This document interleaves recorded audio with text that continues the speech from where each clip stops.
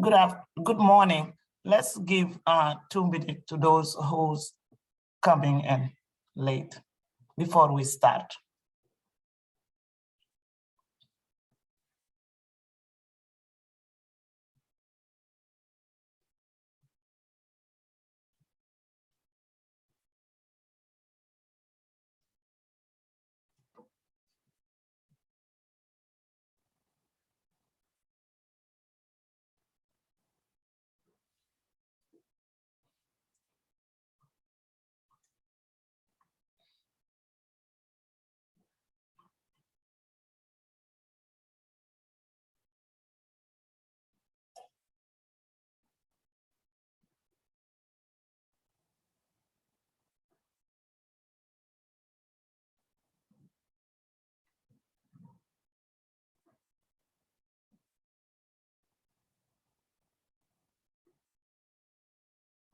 Okay.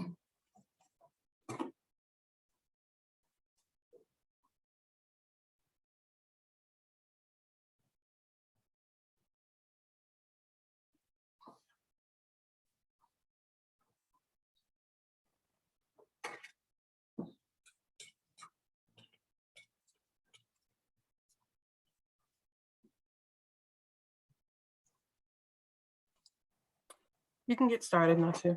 Okay. All right. Good morning. My name is Natu Sissoko from the Department of Early Education and Care Teacher Qualification Unit. I'm the one who's going to conduct this training today. I'm joined with my colleagues Salia and Alicia are attending. Our agenda today is, talk about the key objective, key updates, and the minimum hiring requirement for educator policy and verification of material. We're going to talk about all the documents that need to be kept on file for each hiring. Next.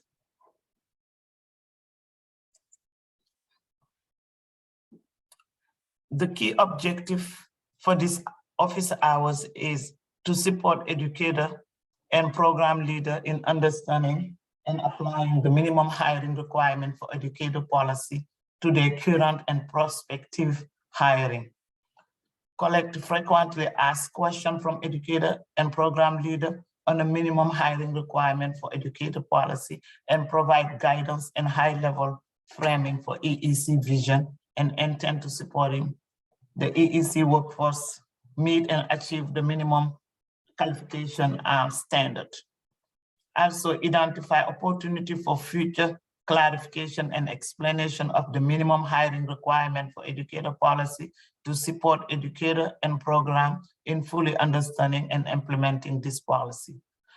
Offer technical assistance on more complex hiring decisions for those who have education out of the country and experience out of the country. Next, please.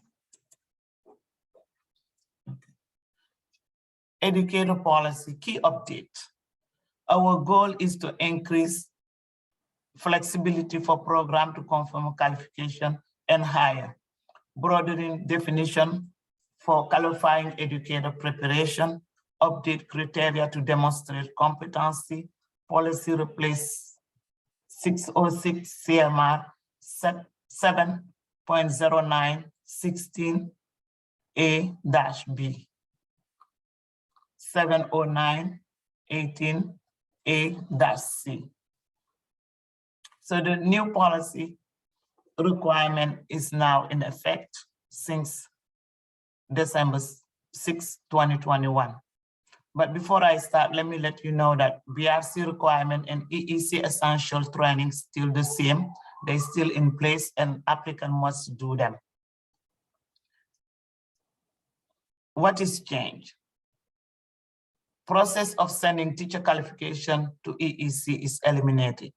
We no longer accept application from applicants unless your application was sent before December 6, 2021, the cutoff date. If you apply before then or receive an incomplete letter before then, those applications will be reviewed and certify, and the certification will be sent. If you didn't meet the requirement, we will send you an incomplete letter, and you can choose to correct and send the required document, and we will issue a certificate. Or you can decide with your program director to retract the application and use the minimum hiring requirement to be hired. And in that case, you must document that requirement and keep those documentation on your staff file. Program leader will validate teacher qualification at program level. Right now, you, the provider, are the one who's gonna qualify your teachers using the minimum requirement. If it's assistant teacher, we have a list of requirements they can meet.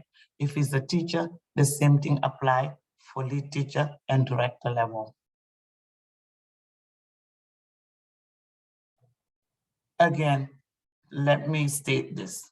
Always keep those documentation for the licensor to can access that for review to show how the applicant was hired. Application submitted prior to 12/6/21, I already explained that, will be honored, processed, certified. Incomplete letter will be received. Incomplete application will receive a letter with instruction for qualification. Qualification changes. What is changed? Our goal was to broaden the way that program can determine requirements are met for new hire, including accepting the Department of Elementary and Secondary Education license, provisional acceptance of unofficial transcript due to college backlog. Out-of-state equivalency also will be accepted, which means if somebody is certified out of the state as a lead teacher or a director level, we accept that certificate. Increased range of content and file entitled for coursework. We're gonna be less restrictive, more responsive way for educators to engage in preparation and coursework, such as allowing educators to complete most coursework prior to hire, but to complete some coursework within a few months of hire. Expand a specific common courses that qualify for rapid hire. We did explain that in our earliest training. The rapid hire is a requirement that when teachers meet those, you hire them right away. An example will be if someone complete at least 50 hours of college courses, 50% of college courses is one of those examples.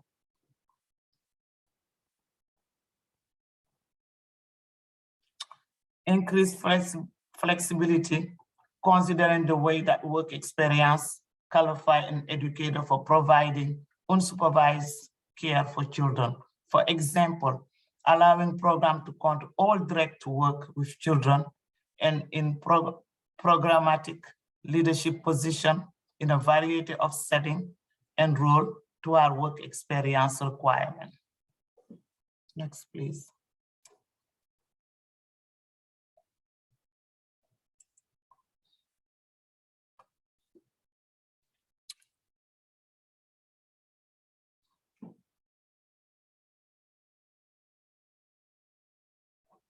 Okay. Verification of material. EEC created a chart to outline example of documentation that must be reviewed to verify a specific educator qualification as required by the department, as required.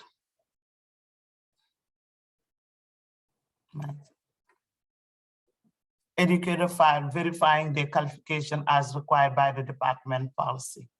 When a licensor review an educator file, they should expect to see those documents used to verify that educator qualification in accordance with 606 CMR 7.045 A-C. Please note that only one document is required to be reviewed and maintained for each qualification being verified.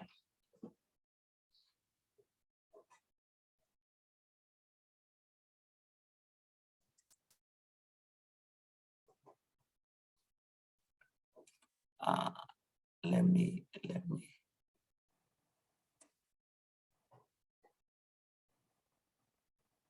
Okay. Verification of material. Let's talk about those documentation that need to be kept on file. Enroll in high school equivalency. Usually written statement from the school verifying enrollment or copy of a transcript showing anticipated date of high school graduation. So example, if you're requesting this document for assistant teacher, only one of those documents suffice. You must have the written statement or have the transcript showing that the anticipated date of high school graduation. Completed high school or equivalency. A copy of a high school diploma will be necessary. A copy of high school transcript, copy of a GED or high school diploma or certificate of high school equivalency, copy of GED or high school transcript, a written statement from the school verifying high school or GED or high school graduation and date. Complete high school, copy of a high school diploma, completed high school from a Chapter 74 and EEC approved program. Copy of a high school diploma is required for this level, particularly when they're applying for teacher level. Copy of high school transcript that indicate a minimum of 2 years of child growth and development is met, and a letter of recommendation. Let me explain this part. Usually, applicant who graduated from the Chapter 74 program or EEC approved program should still send their application. We will accept those applications to be certified, but for the quick hire, the program director can use this method and keep this documentation on the staff file and also send an application to EEC to be reviewed. The Chapter 74 application is the only one that we accepted. Next, please. Enroll in college degree program.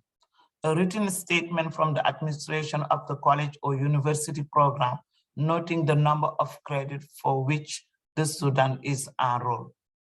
So this requirement must be met to lead teacher or director level. Community college certificate in early childhood. A copy of the certificate is sufficient, or a written statement from the school verifying student name and expected date of certificate completion. When we talk about this certification, it's certificate program in early childhood education through community college or university. Completed degree. The documentation required for those is a copy of the degree, copy of official college transcript showing that the degree is stated, copy of a transcript, copy of an e-transcript with the authentication page attached. Usually when they send the transcript by email, you must authenticate that transcript and send both the transcript and the authentication page. You can keep that. Copy of unofficial college transcript might be used as temporary substitution until official transcript is obtained. Let me give you an example. If the applicant that you're reviewing are not able to get the official transcript, you can use the unofficial transcript, but make sure that you get that original transcript afterward. Next.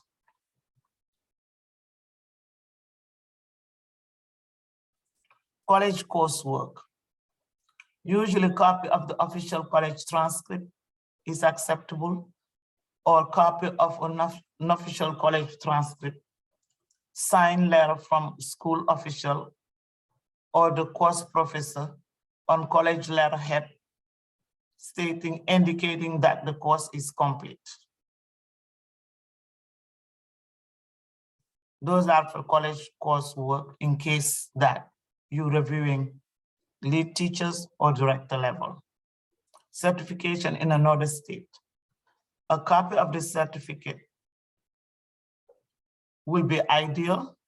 If they don't have that, they must give you a signed letter from an official of the state agency on letterhead, stationery, indicating that the certification of the educator. Either one of them is good. If you have the copy of the certificate, you file that. If you don't have that copy and you have the signed letter, you can file that. Credential, including child development associate.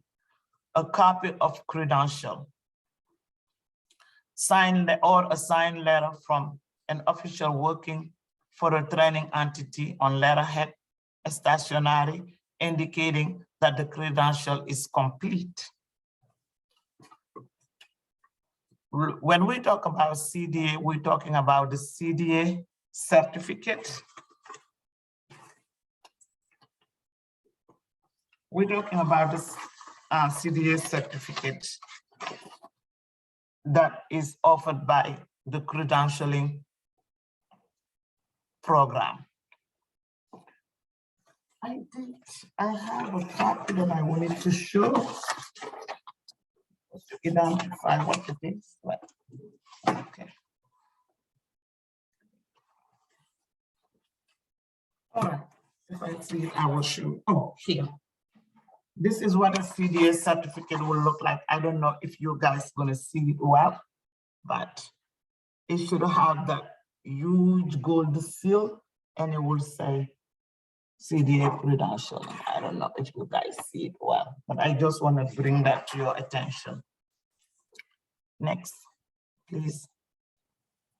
Montessori certificate. A copy of the Montessori certificate from a program accredited by Montessori Accreditation Council for Teacher Education, MACT, will be accepted, or a signed letter from an official working for the MACT accredited Montessori training entity indicating that the certification is complete. Either one of them will be acceptable if somebody is applying for lead teacher. Please plus the other documentation required. DPH certified early intervention certificate. A copy of the credential certificate is ideal, or a signed letter from an official working for the training entity on letterhead stationery indicating that the certification program is complete, and that early intervention certificate with required work experience will lead someone for lead teacher infant toddler. DSC qualified. Copy of license from the Mass Department of Elementary and Secondary Education, DESE. Give you an example of those will be a certificate from the Department of Elementary Education, pre-K to 2 certificate, pre-K to 3 certificate, or pre-K to 8 with special need requirement. Next. Continuing education unit. A copy of a CEU certificate or signed letter from an official working for the training entity or the course professor indicating that the CEU is complete. CEU can come through colleges or university. They might come through training and institution that offer those certificates, but make sure that the certificate meet the number of CEU required. Professional development point. Copy of the PDP certificate must be ideal, showing all the number of PDP hours, or a signed letter from an official working for the training entity or the course professor indicating that the PDP is complete. Either one of them will be ideal to have on file. We move to supervised work experience. Work experience form must be completed with a signature and contact information of the supervisor, or a letter outlining detail of work experience with signature and contact information of supervisor. Either one of those documents will be fine. You must have one of them, not both. Unsupervised work experience. Written description of experience indicating job responsibility, duration of assignment, and contact information of supervisor or employer. Next. Question and answer.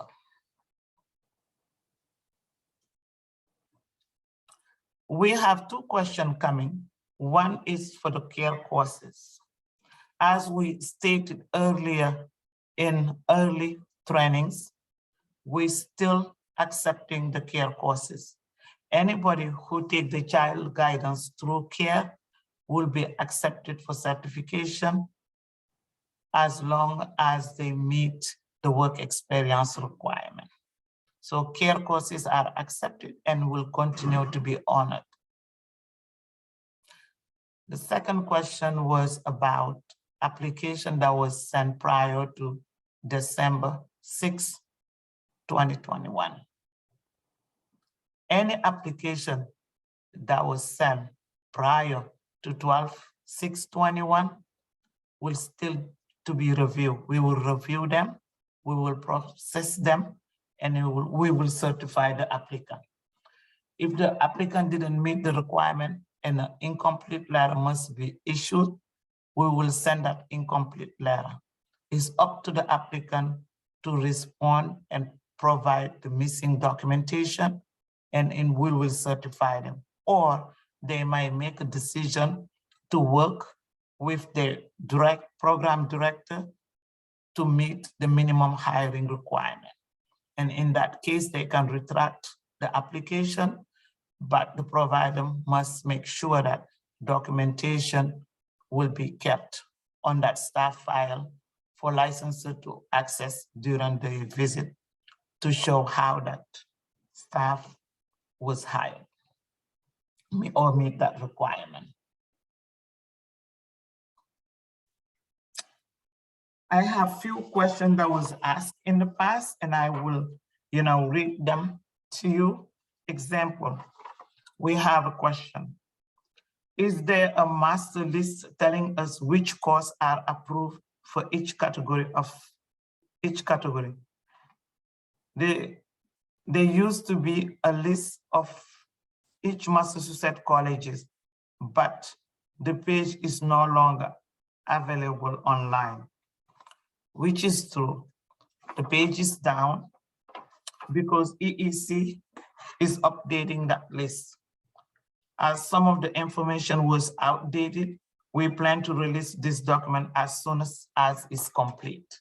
So if you have questions about a course and cannot determine the outcome of that course, please reach out to the professional, to the TQ unit by sending an email to the professional development. We will review it and give you feedback. An additional question we have, Natu, is are present staff grandfathered as far as paperwork? Okay, yes. Any applicant that apply, that have, you're talking about the certification, Salia? They really didn't clarify. I'm guessing as far if they sent in an application, they just wanted to know, I guess, if it was processed. If that person could please clarify that question, that would be great.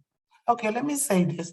If somebody sent an application, I just talk about it, prior to those dates, we will review them. We have those applications, we behind, but we will review all those applications and process them. And if they certify, we will email them the certification. If they didn't meet the requirement, we will send an incomplete letter stating what is needed. It's up to them now to make that decision. If they're going to return the application with that documentation, we will review and process that application. Or they might choose to retract the application and work with the program director to meet the minimum hiring requirement and get hired. In that case, those documentation must be kept on file for the licensor to access during their visit. If you're talking about somebody who's already certified in the past, yes, those people can be hired right away because they meet our requirement. They have been, certified. So those applicants must be hired right away. It's no problem. They still eligible. Any other questions, Salia?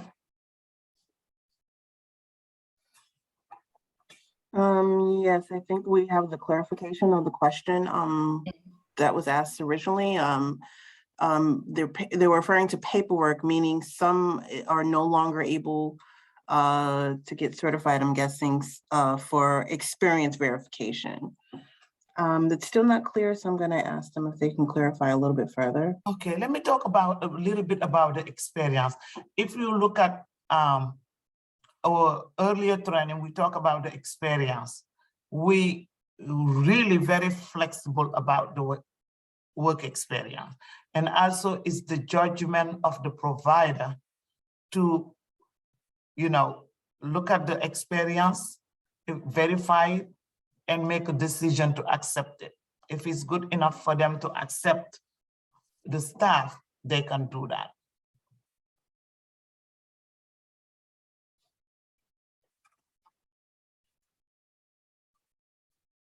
I have a question here that says, could you provide more clarity on how infant toddler versus preschool qualifications are determined?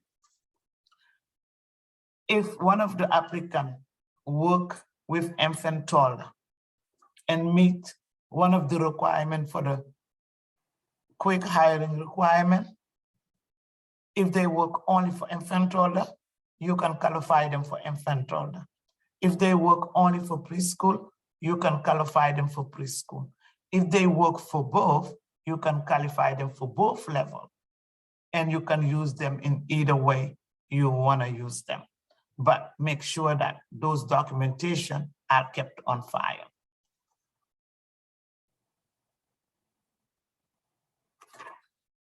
Another question was, what is the minimum age requirement for teacher qualification age from 18 to 21? EEC has updated the teacher level qualification requirement to reflect at least you must be 21 years old or have a high school diploma or equivalency, graduated from high school or high school equivalency, or be 21 years old.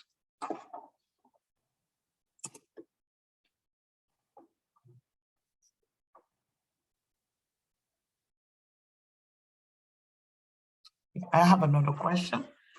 With the new regulation, what happened with teachers' assistants that were giving the okay to take the care courses to be accredited? And if we cannot send the paperwork in, how will they get a certificate?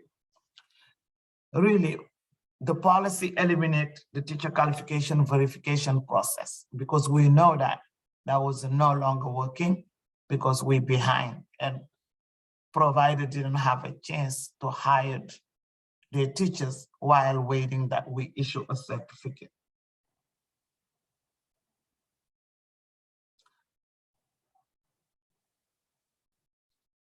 So this policy provides increased flexibility for center-based program to confirm a qualification at the site level and recruit candidates more quickly by allowing some coursework to be done after hire. So if someone take, from my understanding, the care courses and they finish them, we accept them. You can review them and whatever set of requirements that they are eligible, you can hire them. Can you clarify what care courses we would, that should be accepted? It's the child guidance from care courses for 20 hours of training, which give you 2 CEUs, but the applicant don't have to take more CEU because of the 4.5 listed in the hiring requirement. The care courses will suffice for that.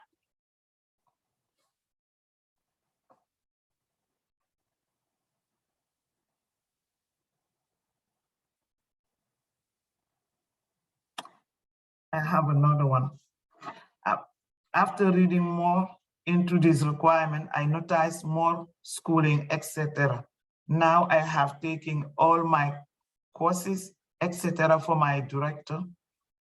I am opening my own center in February, hopefully. Does this mean I need my bachelor now? EEC has updated the director level qualification requirement for those without a degree to reflect you must meet your background check requirement.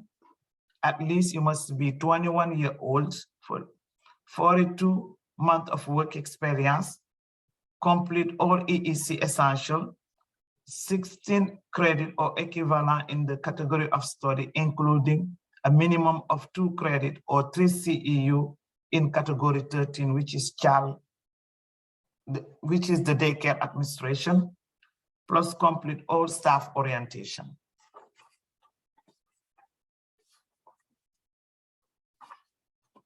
Any other question coming through the chat? No, I'm actually answering one right now that doesn't need to be answered live, so no more questions. Okay.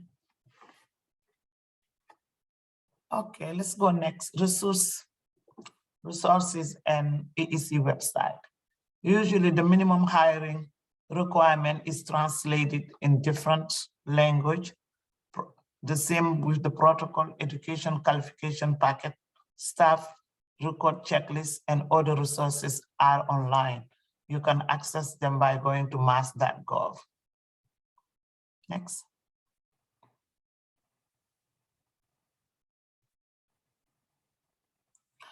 Resources for EEC TQ office hours are recorded. You can go online and listen to those recordings.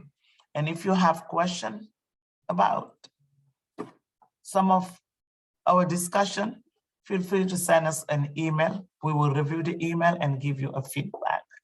So technical assistance section, overview of the minimum hiring requirement is there.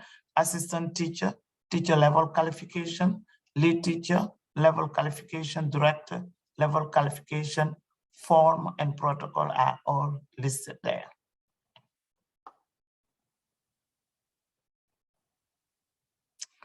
For technical assistance, question about the minimum hiring requirement, please send email to the professional development email at mass.gov. For those who doesn't know this email, I'm going to read it to you. It's EECPROFDEV@mass.gov. If you need a copy of your certificate, please email us at that email address. Please make sure that in the subject line, you put copy of certification, include your full name, your date of birth, your PQR number, and the last 4 digits of your social security number. Let me explain here. Because we have so many people under the same date of birth, under the same first name and last name, your last 4 of your social security number will give us an identifier to know who you are. That's why we're asking those. Make sure that those reflected, and if you need a copy of your certificate, we will email you that certificate right away. And also, I want to let some people know that when we email you the certificate, that's the real certificate. We don't mail them anymore for many years, for a few years now. We just email them. You can print as many copies as you wish. Application status. Send the email to the professional development email at mass.gov.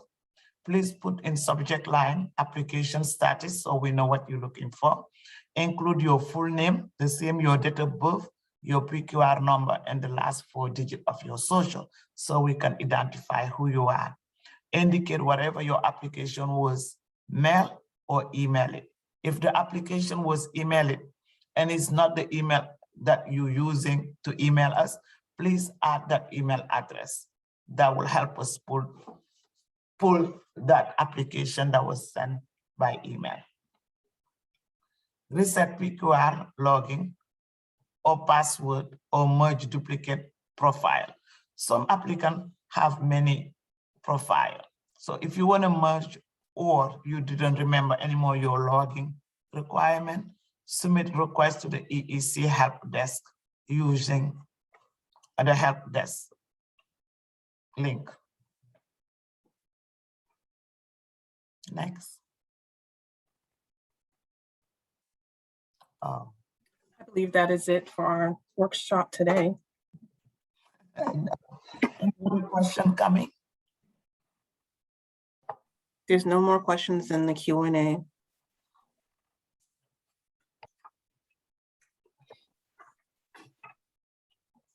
Let me clarify this. I just want to let know everyone that is participating that this set of requirement is to help the provider meet their requirement right away.